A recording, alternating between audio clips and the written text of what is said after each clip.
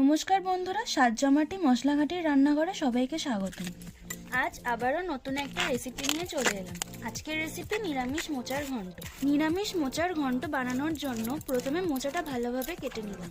এবার উনুনে একটা কড়া বসিয়ে জল দিয়ে দিলাম। এবার সামান্য হলুদ দিয়ে দিলাম। এবার ওই জলেই মোচা এবং আলুটা সিদ্ধ হতে দিয়ে দিলাম। অল্প একটু ছোলাও আপনারা এটার সাথে অ্যাড করে দেবেন।